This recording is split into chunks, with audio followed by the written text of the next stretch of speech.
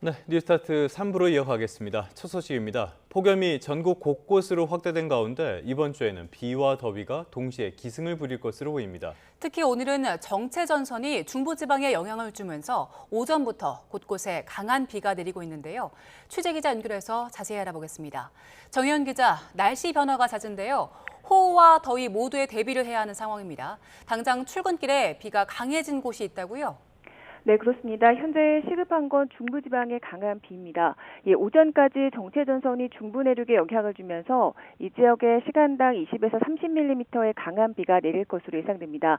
먼저 레이더 화면을 보시면 현재 서해상에서 만들어진 정체전선이 서울 등 중서부 지방을 중심으로 유입되면서 출근길 수도권과 충청 등 중서부 지방에 천둥번개를 동반한 강한 비를 뿌리고 있습니다.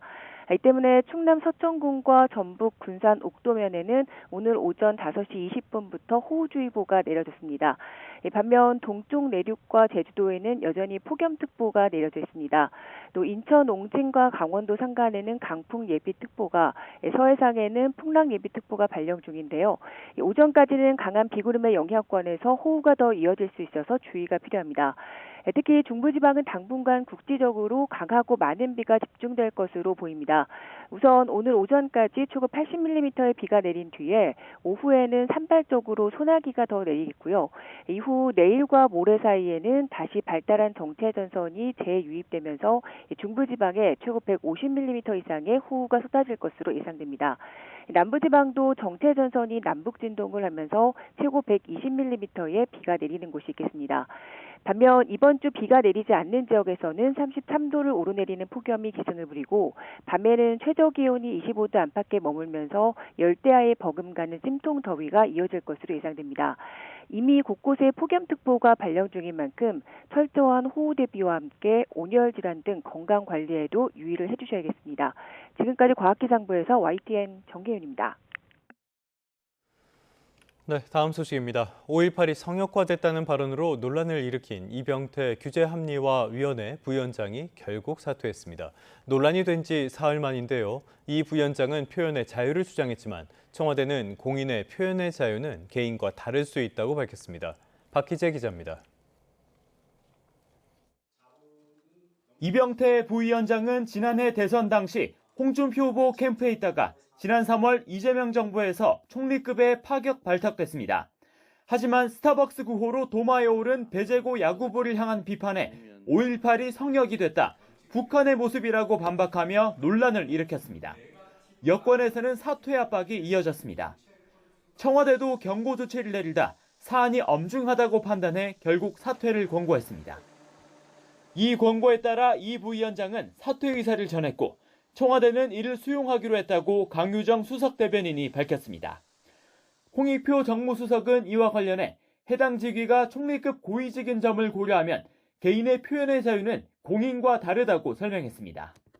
자신의 입장에서는 표현의 자유에 영역 안에 있을 수 있다고 생각할 수 있겠지만 이 국정의 부담이라든지 최근의 정치권의 논란, 우리 사회 여러 가지 논란에 등등을 감안하며 이 부위원장은 사퇴 직후 SNS에 임명권자인 이재명 대통령과 정부에 부담을 줘선 안 된다는 판단에 직을 내려놓기로 했다고 전했습니다. 다만 일부의 성역을 강요하는 사회가 되면 안 된다. 자유와 방종의 경계를 권력이 자의로 정하면 전체주의의 시작이라고 항변했습니다.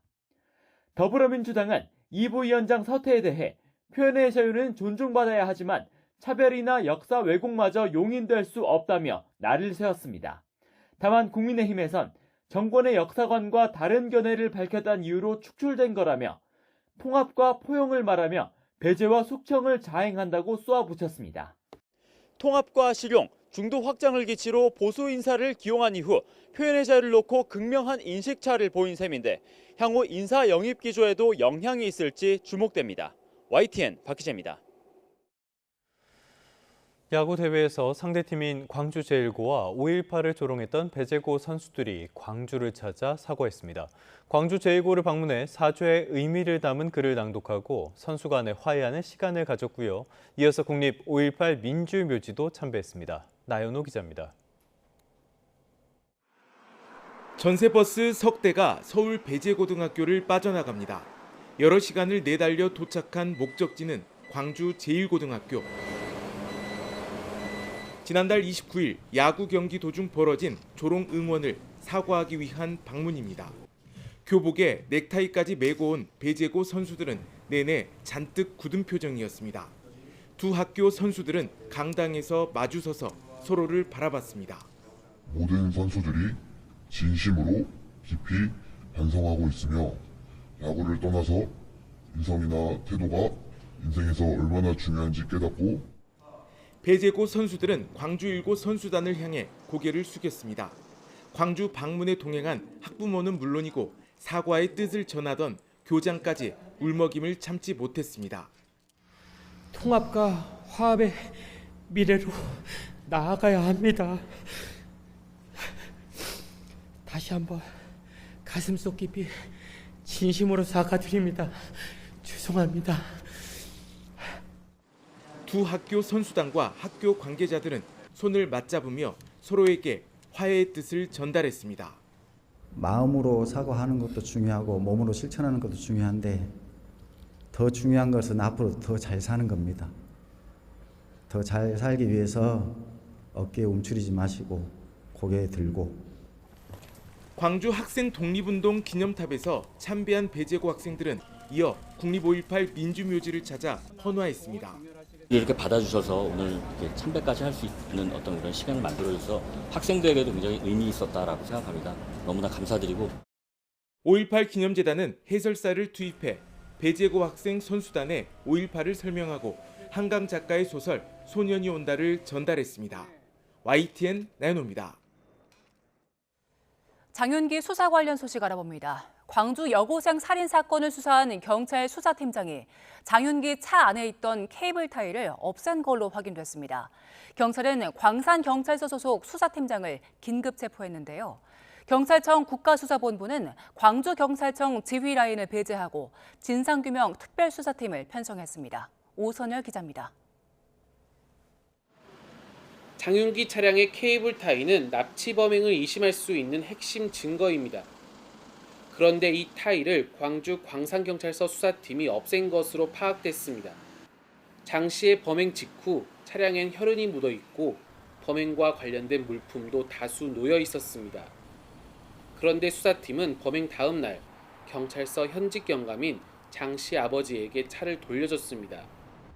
광주경찰청은 여고생 살인 사건을 담당했던 광산경찰서 수사팀장을 증거인멸 혐의로 긴급 체포했습니다. 사라진 케이블 타이는 현재 소재 파악이 되지 않아 증거 제출로 이어지지 않았습니다. 앞서 경찰은 장 씨 집에서 훼손된 성인용 인형을 보존하지 않고 장 씨의 아버지에게 주소와 비밀번호, 수사 상황 등도 알려준 것으로 드러났습니다. 사건 초기 부실 수사 의혹이 잇따르자 경찰청 국가수사본부는 광주경찰청 지휘부를 배제한 진상규명 특별수사팀을 꾸리고 인원을 27명으로 확대 편성했습니다. 피의자 신분으로 입건된 광산경찰서 수사팀장과 장윤기 담당팀 소속 형사들은 모든 업무에서 배제됐습니다. 근무가 어차피 어려우니까 배제를 시켰던 부분이고요. 증거인멸 혐의 부분을 혐의점으로 두고 수사를 착수했습니다. 경찰의 제가족 감싸기 의혹이 속속 드러나는 가운데 검찰은 공무상 비밀 누설과 증거인멸 혐의 등으로 직접 수사 가능성을 열어두고 있습니다. YTN 오세일입니다. 광주 여고생 살인 사건 피의자인 장윤기의 범행 핵심 증거가 경찰 수사 단계에서 사라진 것과 관련해 경찰이 앞서 검찰에 넘긴 수사 기록에도 관련 내용이 빠졌다는 의혹이 제기됐습니다. 경찰은 앞서 장윤기가 납치를 시도했다는 정황 증거로 꼽히는 케이블 타이를 장 씨의 차량에서 발견했지만 경찰 수사팀은 이후 수사 과정에서 해당 케이블 타이를 없앤 걸로 파악됐습니다. 검찰은 이에 대해 앞서 경찰이 송치한 기록엔 케이블 타이 관련 내용이 전혀 없었다는 입장을 내놓은 걸로 전해졌습니다. 경찰은 논란이 불거진 어제에서야 검찰에 케이블 타이가 있었다는 추가 기록을 보낸 걸로 알려졌습니다. 케이블 타이가 발견된 장윤기의 차량은 검찰이 보완 수사를 통해 압수수색을 진행하기 전까지 보름가량 장 씨의 아버지가 몰고 다니며 증거 능력이 상당히 훼손됐을 수 있다는 지적이 나옵니다. 이렇게 장윤기 부친은 물론 수사경찰까지 증거인멸 혐의를 받게 되면서 성폭행 의도를 감춰 형량을 줄이려 한 게 아니냐는 해석이 나옵니다. 증거를 인멸해도 부친은 처벌하지 못하는 친족 특례 규정이 적절한지를 두고도 논란이 거셉니다. 이정미 기자입니다. 유혈절에는 혹시 DNA 이런 부분도 확인 차원 유전자 가출 다 했었지. 그래서 굳이 유혈절 자체에 대해서 압수할 필요성이. 촬영으로 증거를 확보했기에 성인용품을 보전할 필요까지는 없었다고 해명했지만 사건을 맡았던 수사팀도 결국 증거인멸 혐의로 수사선상에 올랐습니다. 성인용품에서 나온 장윤기 DNA 검사 보고서도 누락한 데다 장윤기 실수 그거 일부러 그랬겠습니까? 압수수색부터는 이미 100% 저장이 돼 있고 이게 공감까지 다 확인이 되는데 장윤기에게 살인 혐의만을 적용한 것까지 결국 성폭행이라는 범행 의도를 숨겨주려 한 게 아니냐는 의심으로 귀결되고 있는 겁니다. 살인의 최저 형량은 징역 5년이지만 성폭행 의도가 포함되면 무기징역 아래로는 선고할 수가 없습니다. 당연히 최저하한이 훨씬 더 높은 강간살인 혐의를 적용했어야 된다. 이 부분은 좀 뼈아픈 지적이지 않을까 생각합니다. 형량을 줄일 의도로 해석되고 있는 장윤기 부친의 증거인멸은 친족 특례 규정의 적절성 논란으로 번졌습니다. 인지상정이라지만 행위별로 판단해야 한다는 주장이 나옵니다. 해외 사례에서는 또 처벌하는 경우가 있고 면제하는 경우가 있고, 그런데 우리나라는 그냥 무조건 처벌하지 못하도록 돼 있기 때문에 이게 과연 합당하느냐, 이제 그런 논란이 있을 수 있죠. 하지만 특례 규정을 폐지하더라도 혈연 관계에서 벌어지는 증거인멸 행위를 실질적으로 막는 효과는 미미하고 오히려 처벌받는 가족 구성원만 늘어날 거라는 반론도 만만치 않습니다. YTN 이정미입니다. 청와대는 정부가 발표한 3대 메가 프로젝트 가운데 호남권 반도체 클러스터 사업과 관련해 광주 군공항 부지에 산단을 조성하기로 했다고 밝혔습니다. 강훈식 대통령 비서실장은 어제 메가 프로젝트 민관합동 점검회의를 마친 뒤 브리핑을 열고 기업들이 호남권 입지 후보지 가운데 광주 군공항이 가장 적합하다는 의견을 제시했다고 말했습니다.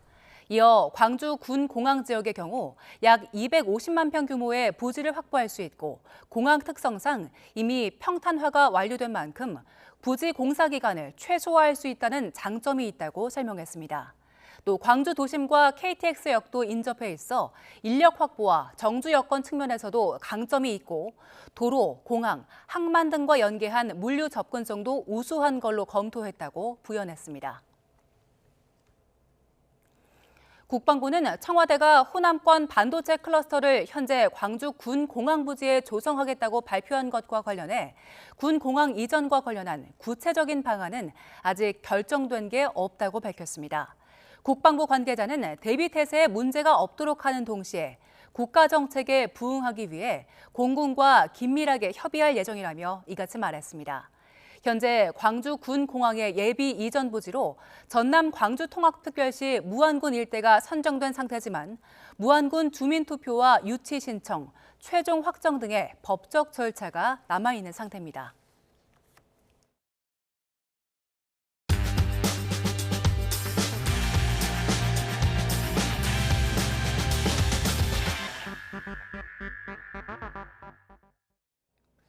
(7월 7일) 화요일 스타트 브리핑 시작합니다.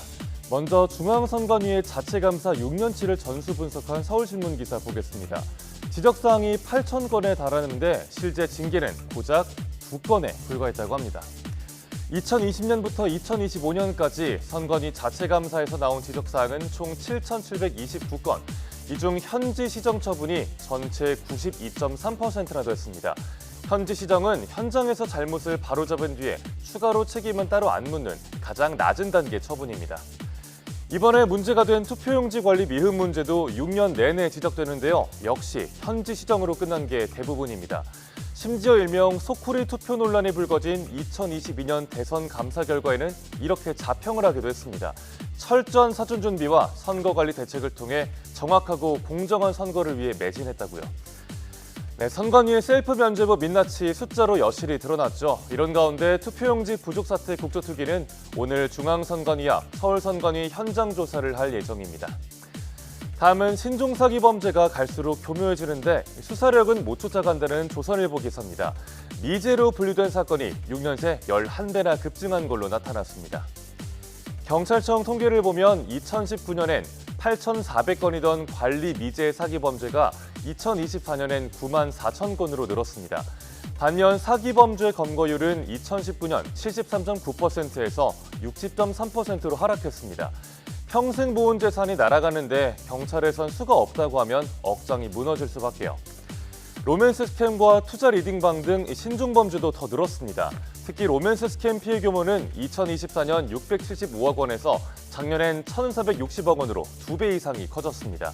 하지만 사기 범죄 조직 대부분이 해외 근거지를 두고 있어서 수사에 어려움이 있죠. 사기 범죄 자체가 늘면서 일선 경찰들이 떠맡는 사건도 매년 쌓이는 중인데요. 경찰서 수사관 1명당 맞는 사건이 2020년 108.4건에서 2025년엔 133.8건으로 5년 새 23%가 늘었습니다. 신문은 10월에 검찰 수사권이 완전 폐지되면 미제로 방치되는 사기 사건이 더 많아질 거라고 지적했습니다. 이어서 혼자 사는 중장년이 출구 없는 빈곤에 갇힐 위험이 더 크다는 서울신문 기사 보겠습니다. 한국고용정보원 보고서에 담긴 내용인데요. 중장년 1인 가구주가 소득 부족으로 생활 수준을 유지하기 어려울 위험이 다인 가구주보다 19.4%포인트 높았습니다.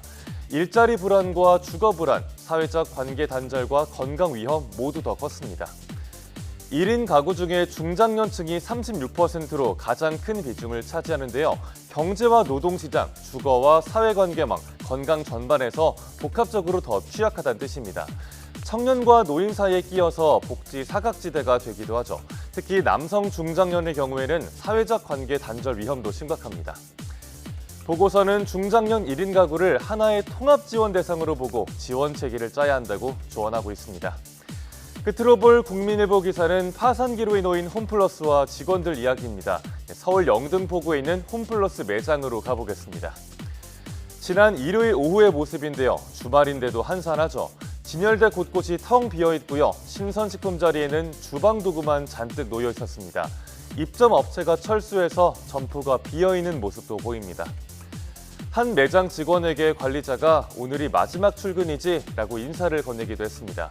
직원들은 직장이 어떻게 되는 건지 우리도 뉴스를 보고 아는데 본사는 기다리란 말뿐이라고 토로했습니다.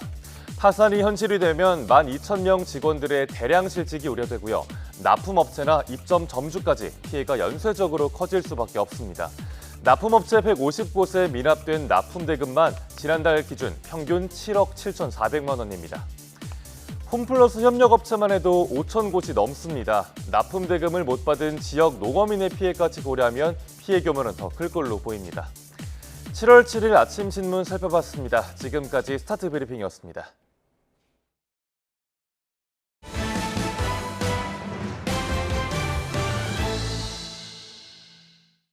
네, 미국에서 또 황당한 소식이 전해졌습니다. 북중미 월드컵 관련인데요. 트럼프 대통령이 국제축구연맹 피파 회장에게 레드카드 재검토를 직접 요청했다고 인정한 겁니다. 그러면서 지시를 한 건 아니라고 해명했는데요. 인판티노 국제축구연맹 회장도 전화를 받았다고 인정하면서 이 파문이 일파만파 커지고 있습니다. 워싱턴으로 가보겠습니다. 홍상희 특파원. 트럼프 대통령이 피파 회장에게 전화를 했다고 인정했죠? 네, 오늘 백악관에서 레드카드 문제에 대해 인판티노 피파 회장과 통화했느냐는 기자의 질문에 그렇다고 답했습니다. 폴라린 발로건이 레드카드를 받는 장면을 직접 봤다면서 이 트럼프 대통령은 두 선수가 전속력으로 달리다 충돌했을 뿐 반칙이 아니었다고 주장했는데요. 피파 회장에게 전화해 재검토를 요청했지만 인판티노 회장에게 지시를 하지 않았다는 게 트럼프 대통령의 주장인데 이 트럼프 대통령의 발언부터 들어보겠습니다. But all I did, I asked for a review because I didn't think it was a foul. And, you know, again, I'm good at this. I didn't tell him what to do. I can't tell him what to do. But, and I don't believe he made the decision. I think it was a committee that made the decision. And they made the right decision. 지난 2일 미국과 보스니아 헤르체고비나와의 경기에서 발로건에게 레드카드를 준 심판에 대해서는 과거 기록을 보면 의심스러운 점이 있다고 주장하기도 했습니다. 월스트리트저널은 발로건의 징계 철회를 위해 미 정부 고위 당국자들이 조직적으로 대응한 월드컵 역사상 가장 대담한 계획이라고 보도했습니다. 하워드 러트닉 미 상무장관과 백악관 월드컵 태스크포스 책임자 앤드루 줄리아니가 이 국가 사안이라고 판단해 트럼프 대통령에게 대응 필요성을 강조했다는 겁니다. 논란의 중심에 서게 된 잔니 인판티노 피파 회장도 트럼프 대통령의 전화를 받았다고 인정했습니다. 그러나 X에 올린 성명에서 트럼프 대통령에게 피파 징계위원회가 절차를 거쳐 결정할 거라고 설명했다며 자신이 발로건의 출전 정지 유예 결정에는 관여하지 않았다고 주장했습니다. 말도 안 되는 일이 벌어진 거라 벨기에는 물론이고요. 유럽과 또 심지어 미국 내에서도 비판이 이어지고 있다고요. 네, 먼저 벨기에 왕립축구협회는 공정한 경쟁과 스포츠 기본 원칙을 지키기 위해 끝까지 싸울 것이란 입장을 내놨습니다. 피파의 징계 유예 결정에 대한 설명을 요구했지만 항소 절차를 마무리할 시간이 몇 시간뿐이라는 통보만 받았을 뿐 아무런 정보도 제공하지 않았다고 비판했습니다. 축구 심판 출신이죠. 막신 프레보 벨기에 부총리 겸 외무장관은 만약 전화 한 통으로 결정된 거라면 스포츠의 기본적인 규칙을 훼손한 것이라고 목소리를 높였습니다. 벨기에 축구 대표팀인 데블스 팬들은 레드카드를 받은 선수가 다시 출전하게 된 상황을 납득할 수 없다며 반발했습니다. 들어보시겠습니다. S'il a influencé la décision pour que la personne rejoue, franchement, c'est honteux, tout simplement. 유럽 축구연맹도 성명을 내고 레드라인을 넘었다며 피파를 비판했습니다. 레드카드로 인한 경기 출전 정지는 재량으로 선택할 수 없는 것이라면서 전례 없는 결정으로 축구의 공정성을 훼손했다고 비판했습니다. 미국에서도 벨기에를 꺾더라도 부패한 정치적 술책으로 이겼다는 꼬리표를 달게 될 거라는 탄식이 이어지고 있습니다. 벨기에의 반발에 대해 트럼프 대통령은 발로건이 출전 정지된 상황에서 벨기에가 만약 미국을 이긴다면 2020년 대선처럼 조작됐다고 말할 거라는 주장을 펼치기도 했습니다. 네, 미국과 이란의 후속 협상 소식도 살펴보겠습니다. 트럼프의 관련 발언이 있었습니까? 네, 먼저 이란에서는 미국의 공습으로 숨진 하메네이 전 최고 지도자의 관이 테헤란 시내를 지나는 운구 행사가 진행됐습니다. 장례식 사흘째를 맞아 수십만 명의 이란 국민이 붉은 깃발을 들고 미국과 이스라엘을 규탄하며 장례 행렬에 동참하는 모습을 볼 수 있었습니다.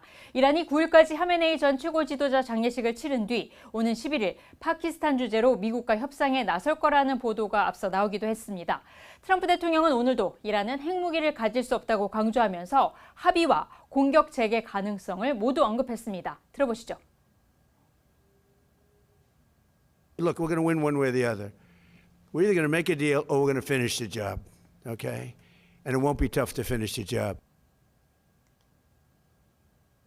이란 협상단 대표인 갈리바프 이란 의회 의장은 미국과의 휴전 합의 이행이 쉽지는 않지만 실현 가능하다고 말했습니다. 그러면서도 미국과는 평화 관계가 아니고 이스라엘도 앞으로도 인정하지 않을 거라고 강조하면서 대리 세력에 대한 지원을 이란은 계속할 거라고 말했습니다. 또 필요에 따라 협상을 통한 압박과 미사일 사용을 할 거라면서 군사적 공격 가능성도 배제하지 않았습니다. 레바논 남부에서는 오늘도 이스라엘 군의 차량 공습으로 현지 학교 교장과 어머니 등 4명이 숨지는 등 이 무력 충돌이 계속되고 있습니다. 지금까지 워싱턴에서 전해드렸습니다.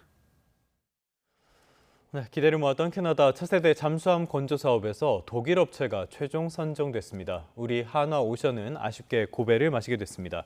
마크 카니 캐나다 총리는 노후한 빅토리아급 잠수함을 대체할 디젤 추진 잠수함 계획을 발표하며 우선 협상 대상자로 독일의 티센크루프 마린 시스템을 최종 선정했다고 발표했습니다. 하지만 카니 캐나다 총리는 TKMS와의 협상이 결렬될 경우에는 다음 순위인 한화오션과 협상을 할 것이라고 덧붙이기도 했습니다. 이번 사업은 잠수함 12척을 건조하고 30년 동안 유지와 보수, 운영하는 비용을 합해 최대 60조 원에 달하는 규모입니다.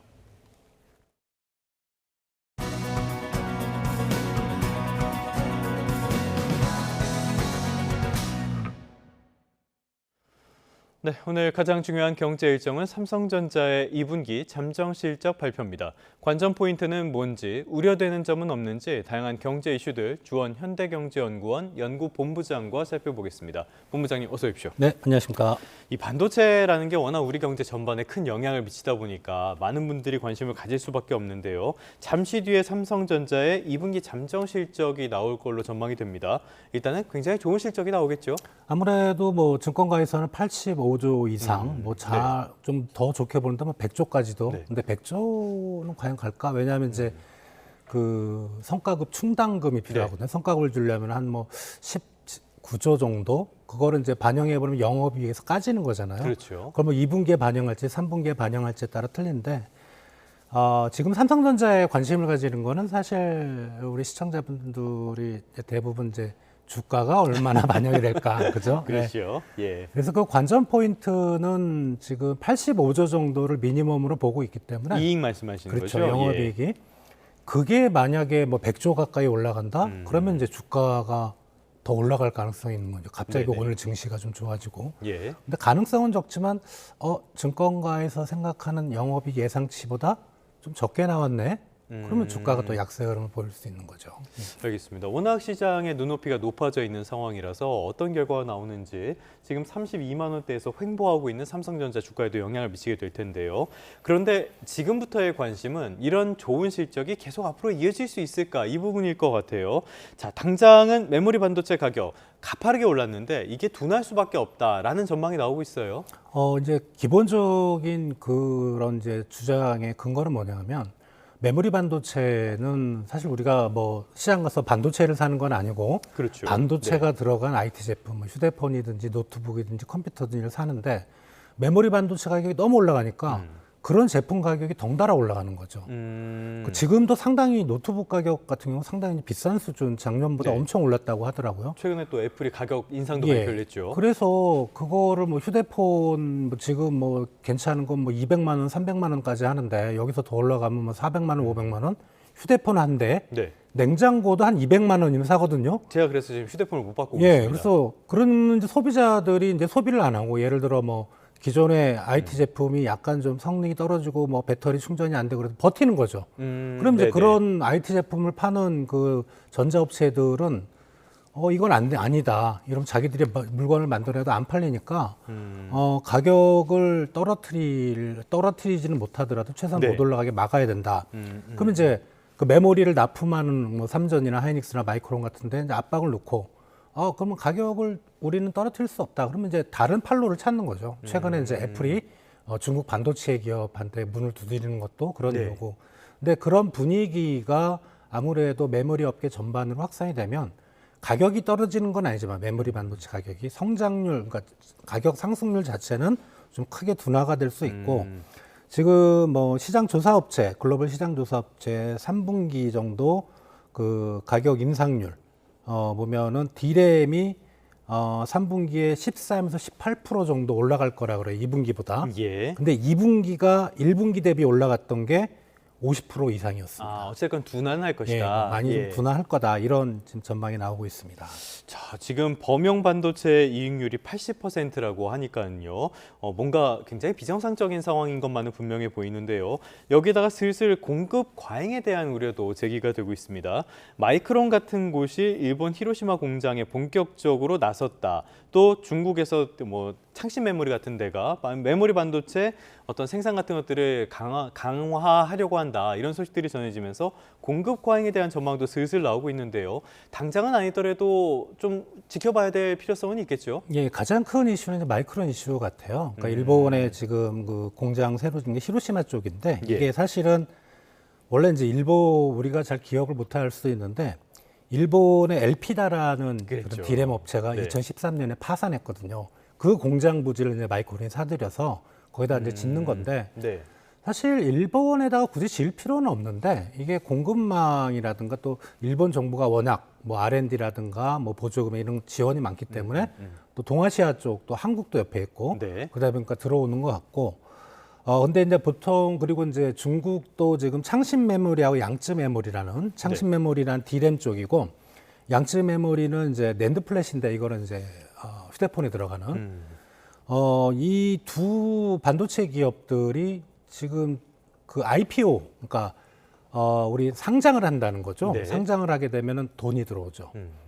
돈을 그 상장을 하는 이유는 돈을 이제 확보를 해서 적극적인 투자를 하겠다라는 그렇죠. 거거든요. 그래서 보통 반도체가 지금부터 투자를 해서 이제 최초 시판 물량이 나오는 데는 한 2년에서 3년 정도 걸리거든요. 네. 당장은 아니겠지만 우리 경쟁사들이 이렇게 증설을 하고 또 우리 좀 하이닉스와 그다음에 삼성도 지금 호남 쪽에 메가 프로젝트 예, 반도체 증설도 하고 있잖아요. 하려는 계획도 있고.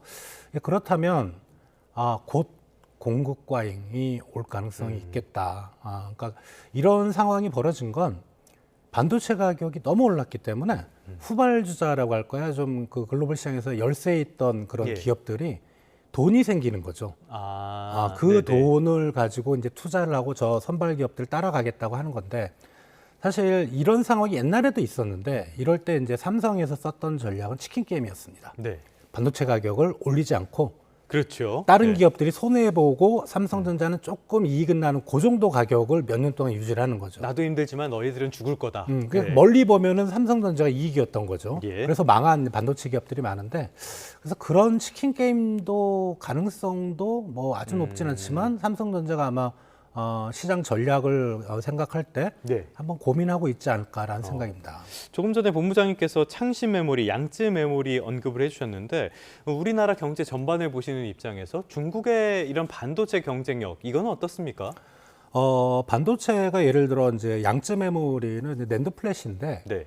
기술적인 측면에서는 한국을 앞섰다고 하네요. 왜냐하면 특허 건수가 우리보다 훨씬 많고요. 네네.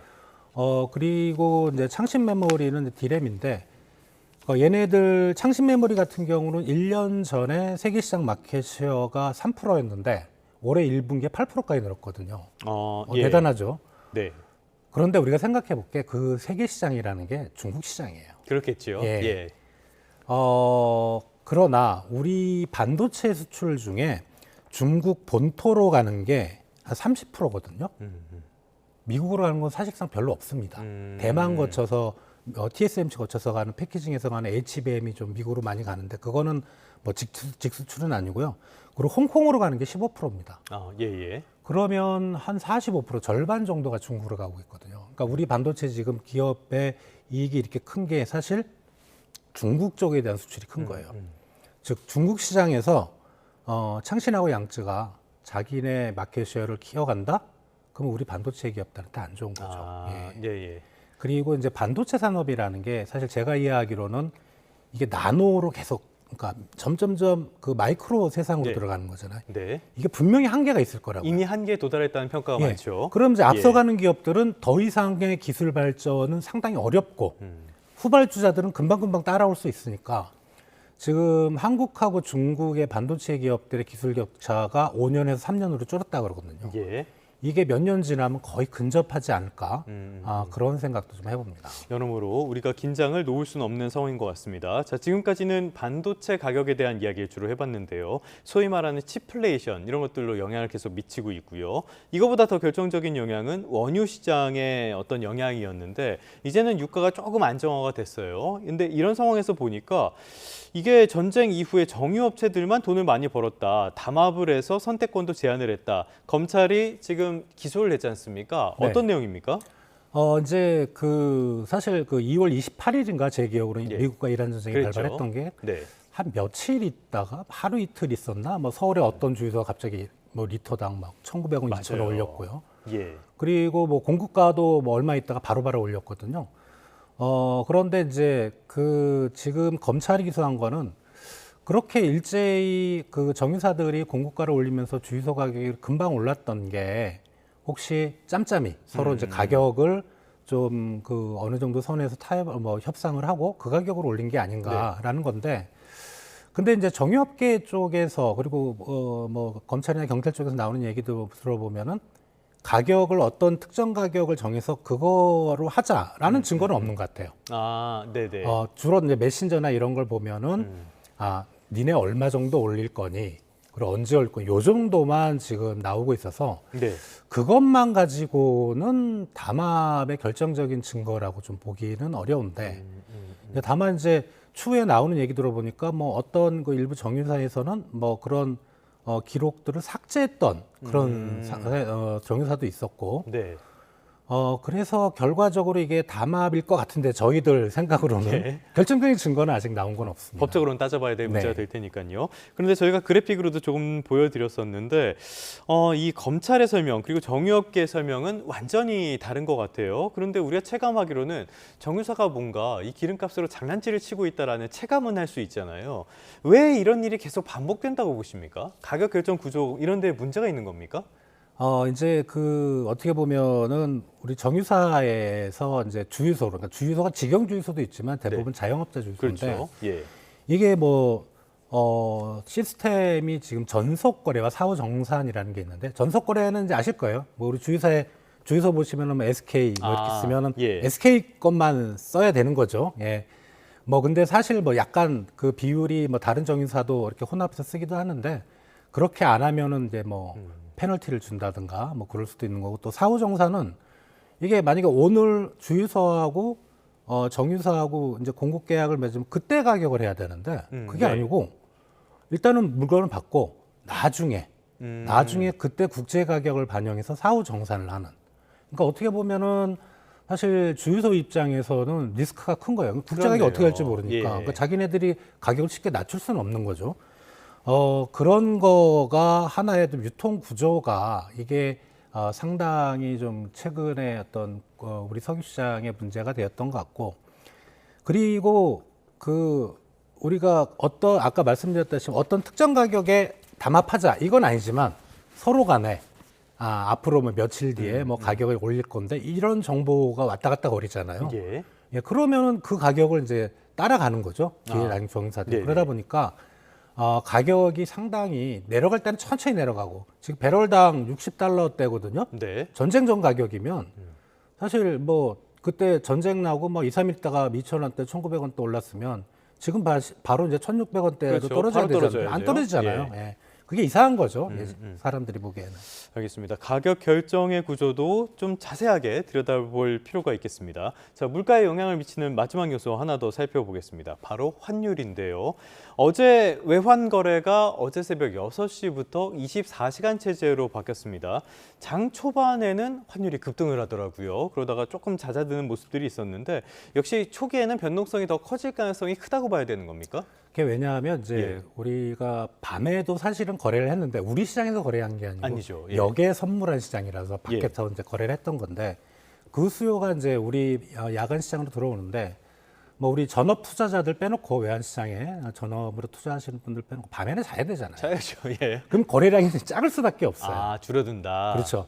거래량이 작으면은 뭐 조금만 뭐 매수나 매도 물량이 나오면 가격이 확 점프를 할 수 있거든요. 그래서 변동성이 밤에는 오히려 좀 커질 수가 있는데 그래도 역에 선물한 시장은 우리가 접근하기는 상당히 어려웠던 시장이고 네. 바깥에서 거래했던 그걸 국내 시장으로 가져왔기 때문에 어느 정도의 이제 안전성은 좀 보장되지 않을까. 말씀하신 대로 초반에는 시스템이 정착하기 위한 좀 필요한 시간들이 있으니까 아마 밤에는 좀 왔다 갔다 거리다가 낮에는 좀 그 변동성이 줄고 뭐 그런 게 당분간 좀 지속이 되지 않을까 생각이 됩니다. 자, 그렇다면 이 시점에서 궁금한 게 두 가지인데요. 첫 번째는 과연 이번 조치가 이게 글로벌 스탠다드에 소위 맞추는 과정이라고 봐야 되잖아요. 원화의 국제화에 도움이 될 것인가. 두 번째로는 안 그래도 지금 환율이 높아도 너무 높은데 이게 좀 안정되는 계기가 될 수 있을 것인가. 두 가지가 궁금하거든요.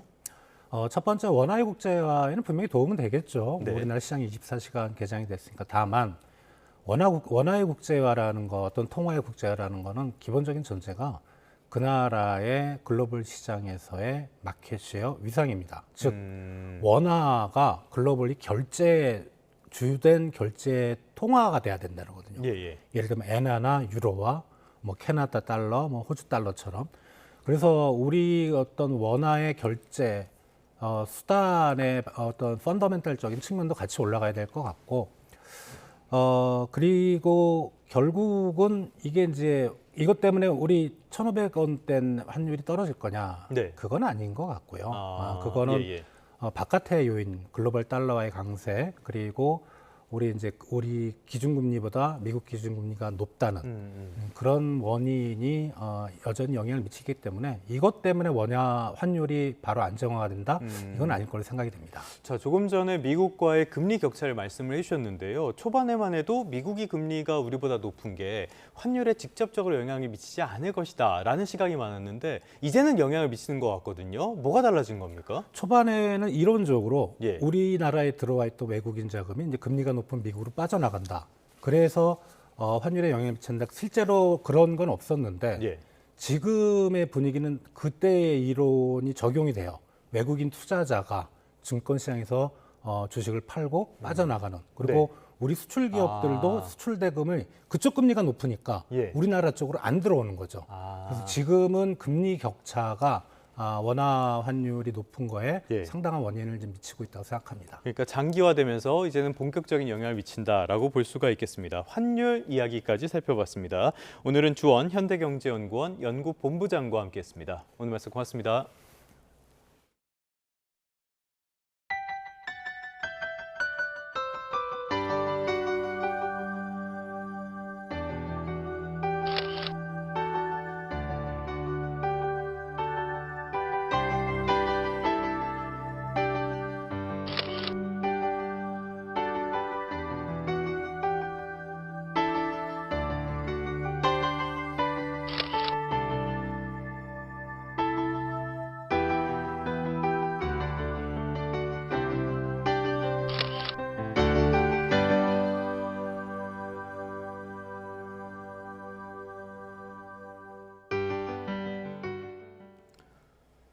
네, 끝으로 출근길 날씨 살펴보겠습니다. YTN 야외 스튜디오 연결합니다. 원희다 캐스터. 네, 원희다입니다. 네, 이제 서울에 비가 내리고 있나 보네요. 네, 그렇습니다. 정체 전선의 영향으로 현재 서울을 비롯한 중부와 경북 곳곳에 장맛비가 내리고 있습니다. 강한 비구름대가 동쪽으로 이동하면서 서울은 빗줄기가 다소 약해졌고요. 지금은 강원 남부와 전북 지방을 중심으로 빗줄기가 거세졌습니다. 출근길 가시거리가 짧아지고 도로가 미끄러울 수 있는 만큼 교통안전에 각별히 유의하시기 바랍니다. 네, 오늘 비가 오지만 날도 많이 후텁지근하던데요. 오늘 더위 상황은 어떻습니까?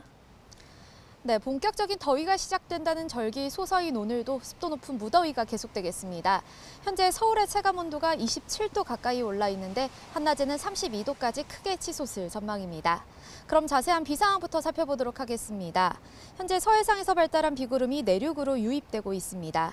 오전까지 중부지방을 중심으로 최고 60mm의 세찬 비가 이어지겠고 특히 경기 북부와 강원 북부에는 최고 80mm 이상이 예상됩니다.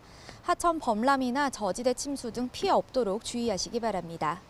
이후 오후에는 대기 불안정으로 인한 소나기가 지나겠는데요. 양은 5에서 최대 60mm로 지역 간의 강수 편차가 크겠습니다. 간밤에 곳곳에서 열대야나 열대야 수준의 밤더위가 나타나고 있습니다. 현재 서울 기온은 24.1도, 광주 25.9도를 보이고 있습니다. 한낮에는 곳곳에 폭염주의보가 이어지는 가운데 서울 30도, 대구와 포항 34도까지 오르겠고요. 특보 지역은 최고 체감 온도가 33도 이상 크게 치솟을 전망입니다. 더위 속 내일과 모레는 최고 150mm 이상의 많은 비가 예고된 가운데 남부지방에서도 강한 비가 집중될 것으로 보입니다. 계속해서 호우 대비를 잘 해주시기 바랍니다. 지금까지 YTN 원희다입니다. 네, 7월 7일 YTN 뉴스타트 모두 마무리하겠습니다. 잠시 뒤 뉴스업이 이어집니다. 시청해주신 여러분 고맙습니다.